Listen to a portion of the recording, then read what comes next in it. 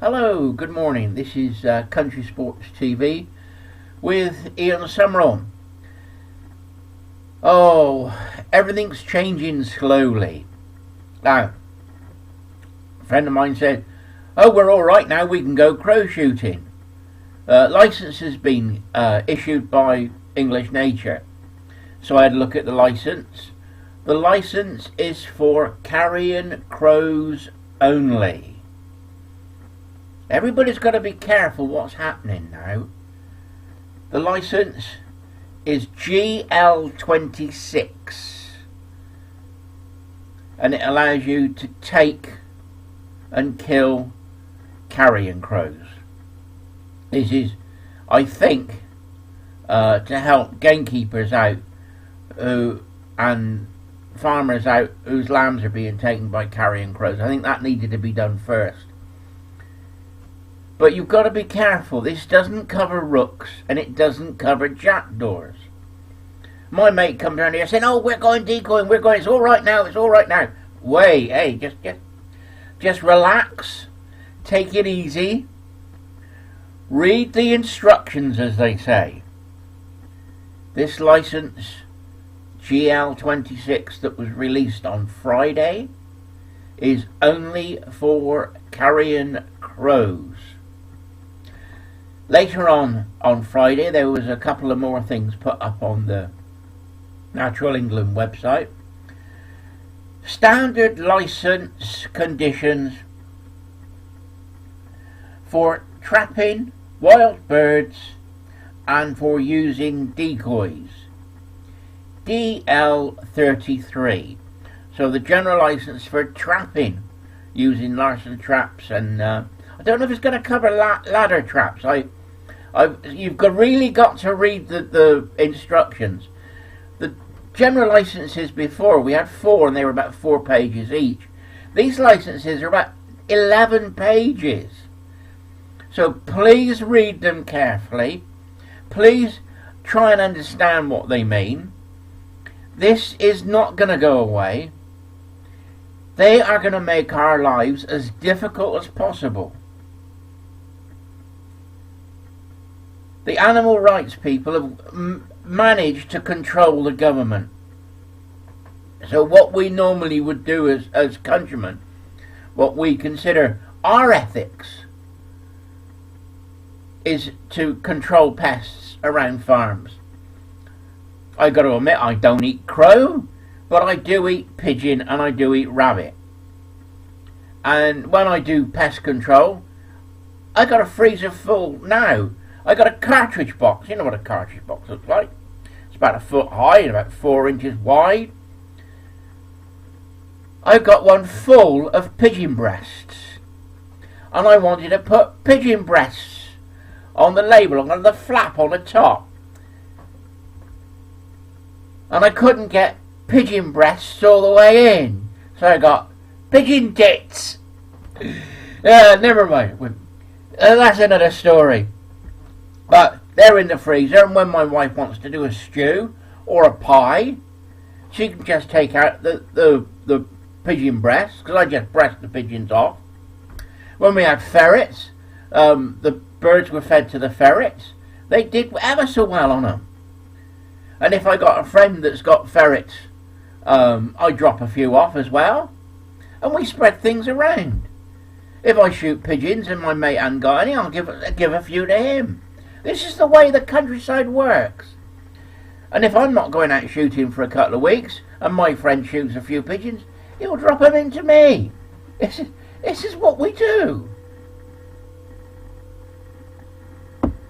We don't want to get rid of all pigeons. We want to see pigeons there. It is in our interest to maintain a level of pigeons so that we can still go decoying. And I'm going to admit, I enjoy decoying. I don't consider it as a sport. It's not a sport. I'm not playing football or rugby or playing cricket. I've done that when I was younger. This is a pastime. Yeah, I do it in my spare time. But I consider myself to be a professional when it comes to decoying. I started when I was 15. I started seriously decoying. I used to go out with gamekeepers and shoot crows and rooks on, believe it or not, on grass.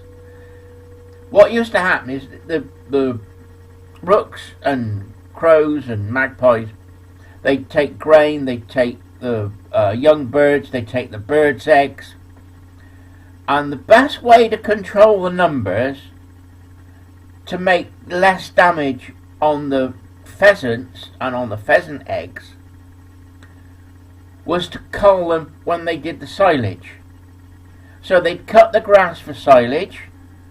If it was left overnight and then picked up the next day, there'd be bugs and grubs in it, and the birds would come down and feed. So the best thing to do was go out and decoy it, and you could shoot 50 or 60 birds. And what you're doing is controlling numbers. And the same is true with pigeons.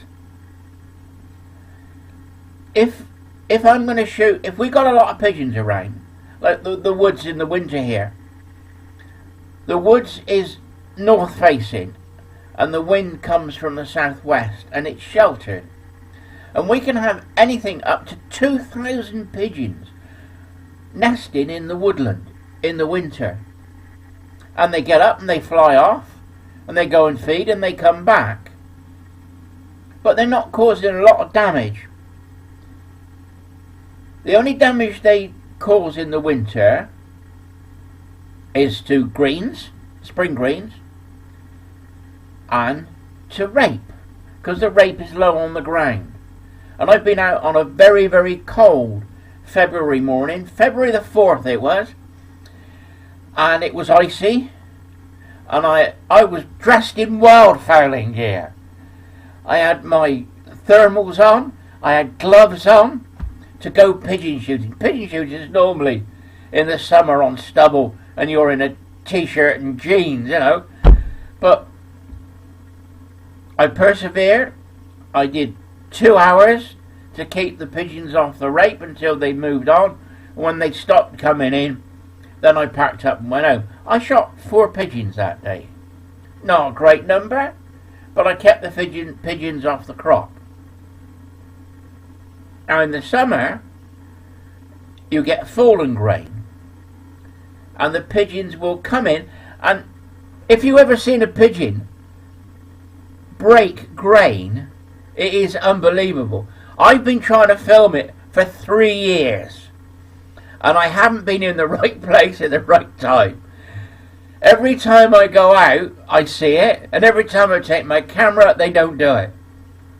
They tend to go in, fold their wings out, and then roll over like a judo roll onto the wheat or barley. Break the stalks over so that they can get to the seeds. It is absolutely incredible to watch. But once they've got an area flattened, then more come in, and you can clap your hands and you can put up 50 or 60 pigeons in one go. Although when you look out over across the field of wheat, you don't see anything. And you think, there's only 1 or 2 pigeons on here, no need to worry. Clap your hands and they all get up. You think, right, time to decoy. And what we're doing is we're controlling the numbers. If we can control the numbers and reduce the numbers and stop the birds feeding on the wheat or barley or whatever crop they're eating at the time, then we're helping the farmer out. The amount of damage that a pigeon can do, he eats his own weight in grain a day. I just got a pigeon on my car out there, sat on my car. They perch on my car. That's a good healthy one. Nice white bars on the neck. That's quite an old one. He's nice and plump. But they're breeding at the moment. I got some fir trees behind me, behind the house there. And I've got 3 nesting pairs of pigeons. Now some people say, oh great, well, I'll get rid of the pigeons for you. No, they're breeding. Leave them alone. They're not doing anybody any harm up there. So I just leave them. when it comes to shooting on stubble, I'm shooting to keep the numbers down so they're not damaging somebody else's crop. This is the way we work. But the way the general license is going to be worded may stop that. And that's what I'm afraid of. And the other thing is, who's going to police this? The only prosecution I can remember being taken was one guy shooting a pigeon for food in his garden with an air rifle. And the RSPCA took the gentleman to court, and he was fined for shooting a pigeon and not complying to the conditions of the general license, because the pigeon wasn't destroying any crops and he hadn't used any non-lethal methods to do it. So there is case law, but it's the only case law that I've come across. So what does this mean now? What worries me is who's going to police this. The license says that you have to show that you've complied with the conditions of the license to a member of Natural England or the police. Now, I don't think the police have got the time to go round to somebody pigeon shooting and say, "Excuse me, sir, what non-lethal methods have you used so that you can decoy today?" I don't see the police doing that. So who is going to police it? This is a real big worry of mine. Now, the hunt have hunt monitors which go round and monitor the hunts. Are we going to find that we're going to have animal rights activists as monitors for pigeon shooting? The mind boggles. It is frightening. Absolutely worrying. Are we going to find that decoys are going to be out in the fields and they're going to have animal rights activists try and disrupt their shooting? Yeah, you think about what they could do. I don't think this has been thought out. I don't think that people have got our countrymen's best interest at heart. I don't trust my government. It turns out that some of the people in charge now of English nature have been writing books with Mark Avery. You can't make this up. They're so linked. Now, who's standing up for us? Because our organisations have been, put on the back foot. They're rapidly trying to get things sorted out. But you read these general licences and they have become more and more complicated. Be very careful. Read the general licences. The quicker we can get rid of the darn things, the better. Let's bring back Schedule 2s, what I said before. Well, anyway, the only licence that's been out is for crow shooting and taking of crows using traps, which is General Licence number 26. And General Licence 33 is for traps and also needs to be read. But in the next couple of weeks, more licences. We know now that if there's GL 33, there's going to be 33 licences at least. So how many licences are there going to be? To shoot, one to shoot rooks, one to shoot jackdaws, one to shoot pigeons, one to shoot feral pigeons, one to trap feral pigeons. I don't know. How many licences there going to be? And how many have we got to read and understand? It was simple before. We all knew where we stood. It was even better without the general licence. This is not going to go away. This is going to affect us for a long time.